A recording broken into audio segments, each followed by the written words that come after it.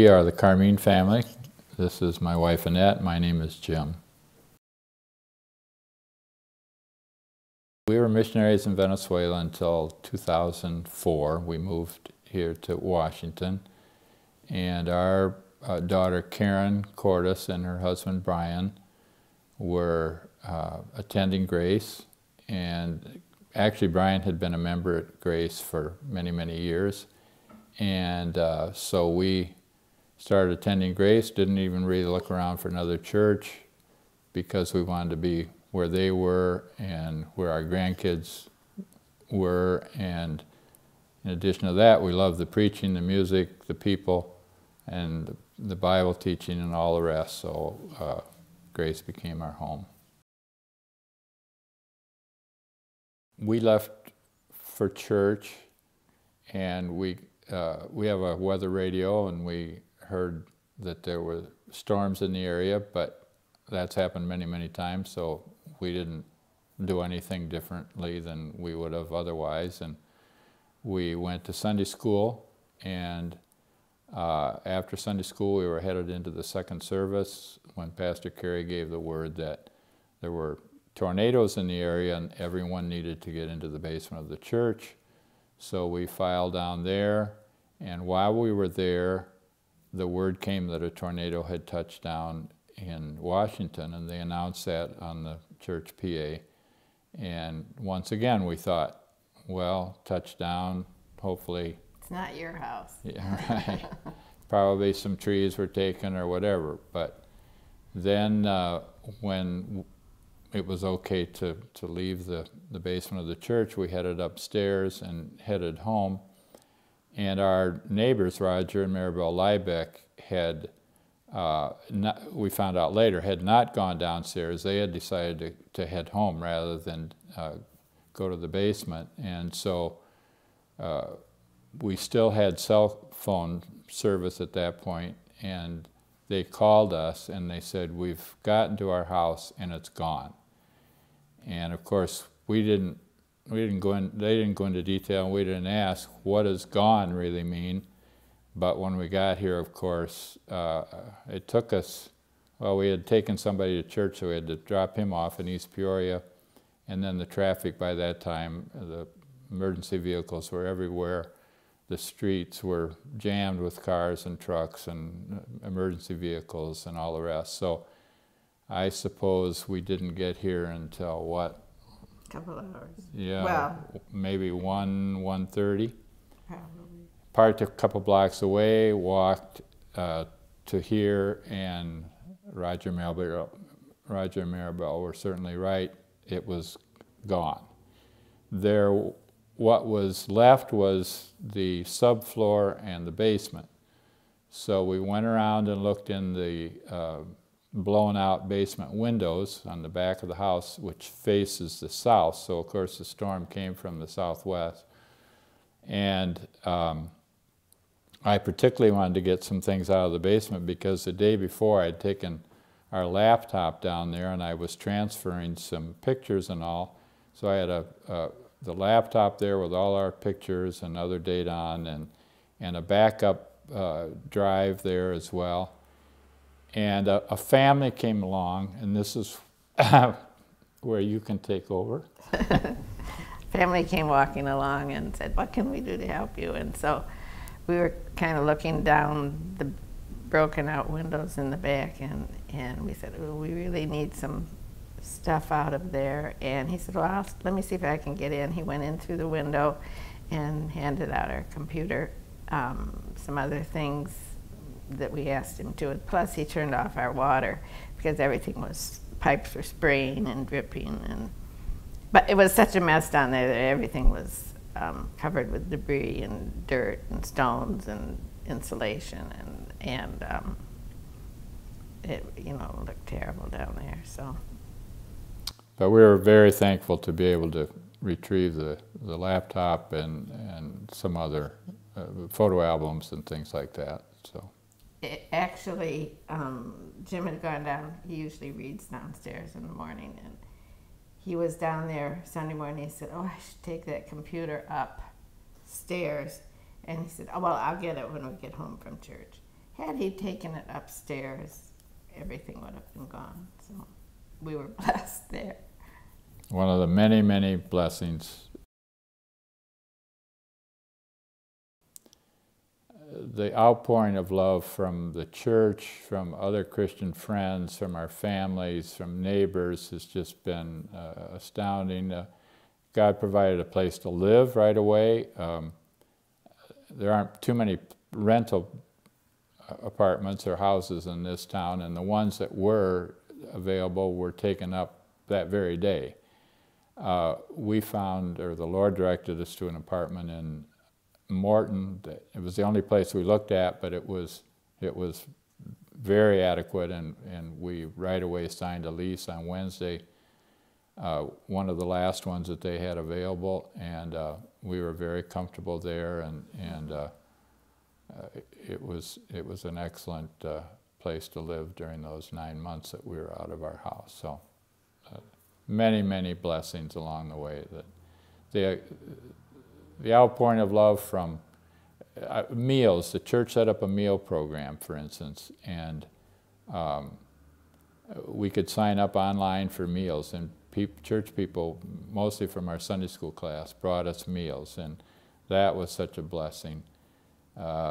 Many, many things, but I'll just tell one other story. Our Sunday school class, the 1 John 1:3 Sunday school class, every year has a Christmas party. And one of the things we do at the Christmas party is to have a gift exchange, a white elephant gift exchange. So, of course, that party happened just a couple weeks after the tornado, so we got our white elephant gifts together and wrapped them and took them, and when after we'd had a big dinner, and Russ Jones, our teacher, was emceeing the program, and he said, all right, we're going to do the white elephant exchange, and we went through our little routine that we go through. And this is where you take over again. At the end, they told us, we just want to tell you now that this really isn't white elephant gifts. All the gifts are for Jim and Annette. And so they all knew that that's what they were giving to. But of course, we didn't at all. And we had brought a couple of things, and there was a lady across the table from me, and she had something that I said, hey, you want to trade with me? She said, sure. And then right after that, I found out that everything was You for got us. both of them. You didn't have to trade anything. But yeah, we were just overwhelmed with that act of love. Our van was filled with gifts when Yeah. we came home from the party. Yeah. And they didn't even put cards on them to say who they were from, Yeah. because they didn't want us to have to write 50 or 60 thank you notes. So yeah, what a huge blessing that was. And that was just a typical one of many expressions of love that Sure. that we received during those days.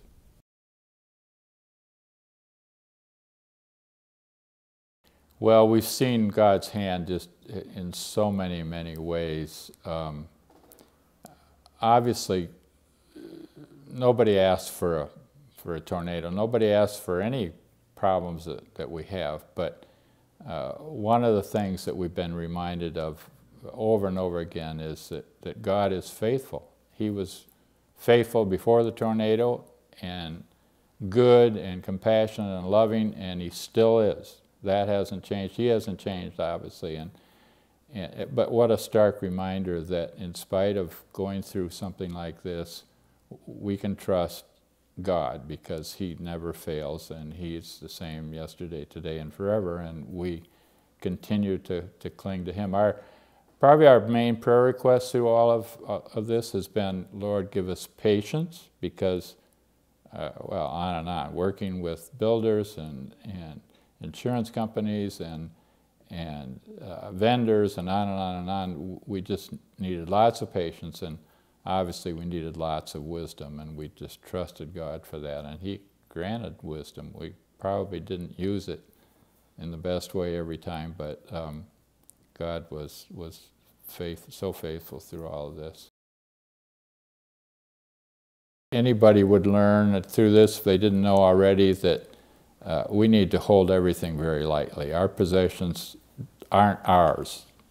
They've been given to us by God. He's entrusted them to us. We're stewards of what He's given to us, and He's given it to us, and He can take it away. And like it says in Job, the book of Job, He gives, He takes away, and blessed be the name of the Lord. And that's what we've tried to maintain through this whole experience, is that we can trust God, and everything we have is His. So, comparing our situation to storm tragedies or other tragedies in other countries where they don't have friends, they don't have insurance, they're living in tent cities, they're, you know, for months on end, there's no water to drink, there's no food to eat, you know, just compare the situation that we lived with compared to others, and it's just very humbling to.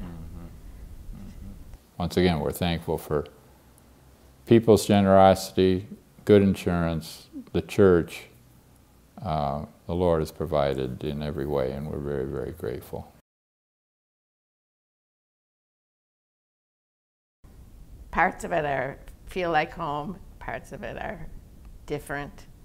I'm lying in my bed, looking around, that feels like what I'm familiar with, but then other areas feel different.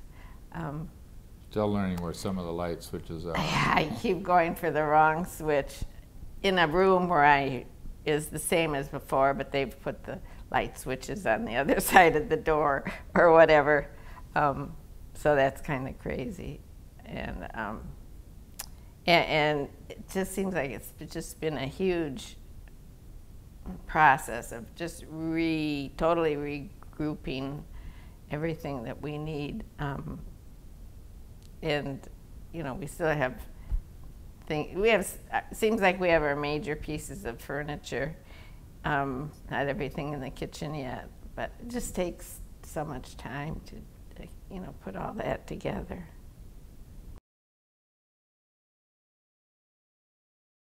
On this block right here, on both sides of the street, there are 4 twin condos, so 8 units. 4 of those moved out, decided not to rebuild. So we're going to have 4 new families. And we just would like to be able to have a witness to those folks. Have no idea, of course, who it is yet. None of them have been sold yet. So we would ask for our testimony to them, that it would be very clear and positive, and hopefully we can be a real welcome to them, and also a witness for Christ as these new families move in.